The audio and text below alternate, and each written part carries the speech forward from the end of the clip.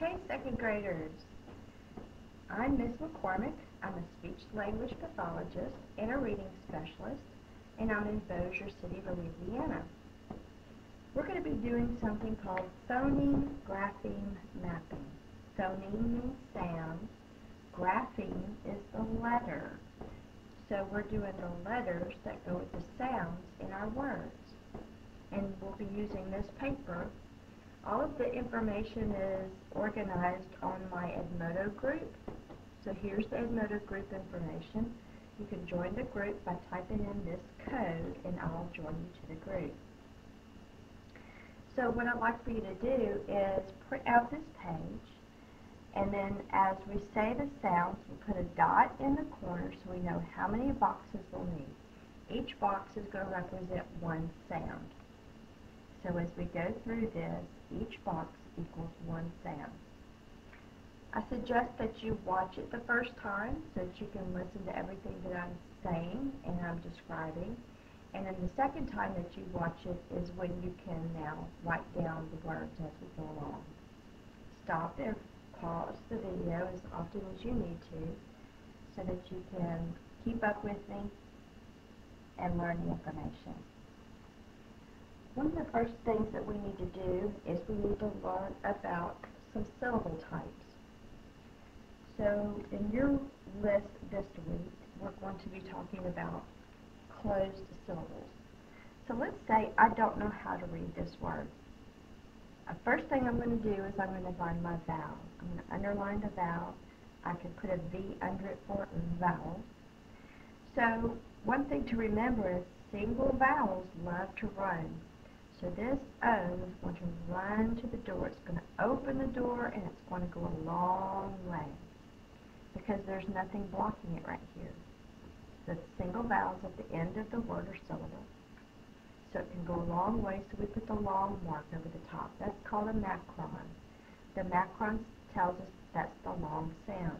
The long sound for this letter is O. It says its name.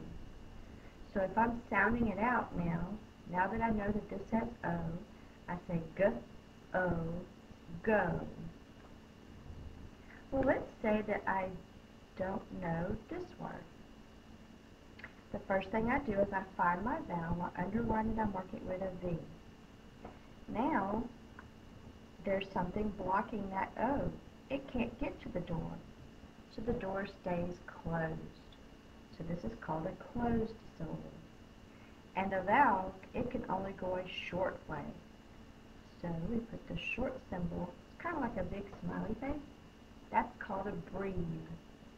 The breve on the top lets us know that this letter is going to make its short sound. The short sound for this letter is ah. Now that I know the sound, I can sound it out. G, ah, t, got. So here's a quick reminder. Open syllable, the single vowels at the end of the syllable, it can go a long way. It's a long vowel sound. The closed syllable, the vowel cannot go to the door stays closed. The vowel can go a short way, it's the short sound, ah, got.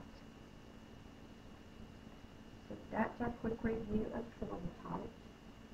Now let's get into our words. The first word we're going to do is sad. Let's sound it out. S-A-D. The first sound is S. A is the A. Let me remind you how to make the A the correct way. We make a magic C, up and touch, down and bump. It's called a magic C because it can turn into lots of different other letters.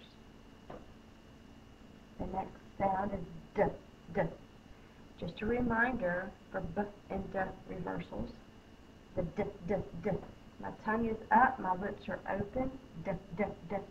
Sounds like I'm tapping on a drum. So it reminds me of a drum. And in a drum in a parade, the bubble sticks out in front, and then it's the tall person, right? That's really bad drawing, I know. But the drum is first, and then the tall person. So for the D, D, D is the bubble is first, so we make the magic C up to the top, down and bump. sad. It's a closed syllable because a single vowel is followed by one or more consonants. The vowel is short with the breathe, add. The next word is tag, ag. The first sound is t. Start at the top and then go down.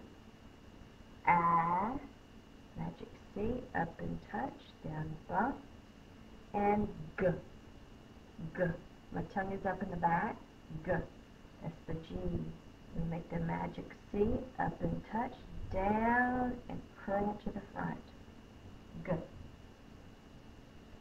Teachers, as we're going through these words, if you could, pay attention to the pencil grip of your students. Students, look at how I'm holding my marker.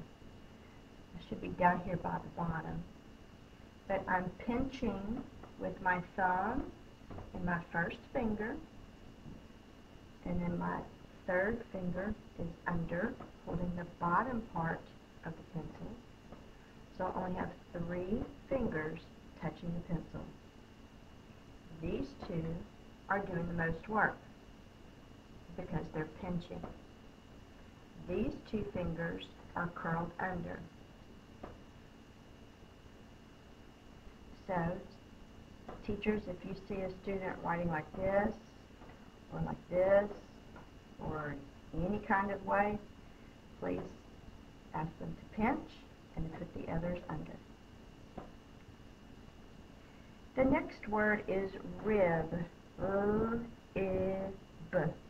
The first sound is R. What letter is that? The R. We start in the middle of the box, go down, come up on the same line, and then curl over.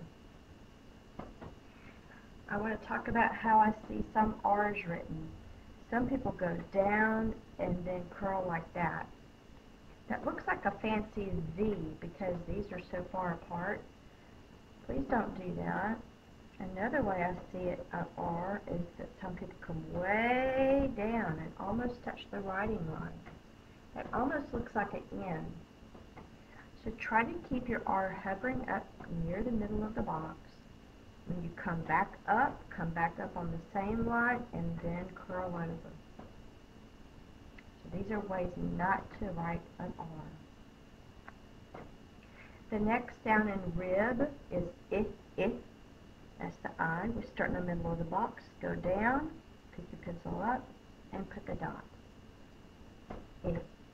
The next sound is B. B. My lips are closed, I'm popping the air. B. B. When my lips are closed, that reminds me that the line is first. The line is first, and then the bubble. B. This is a closed syllable, a single vowel, followed by one or more consonants. The vowel is short. We put the breathe on the top, just like that one, and it's the I sound, rib. The next word is job, J-A-B. The first sound is J, J, like jump.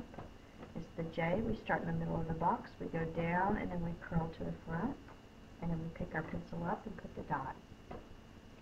A is the O, and then the B, B. My lips are closed, and then I pop the air, B. So the line is first, and then the bubble. That's a closed syllable, a single vowel, followed by one or more consonants. The vowel is short. The short sound for this letter is ah. Teachers, if your student's having problems remembering the letters and the sounds, I love Lively Letters by reading with TLC. Reading with TLC, designed by speech therapists, but the Lively Letters is the best materials I've seen so far for helping students learn their letters and their sounds. So that my video doesn't go too long, I'm going to stop right here. I'll come back for part 2 of the list, and we'll get into our other work.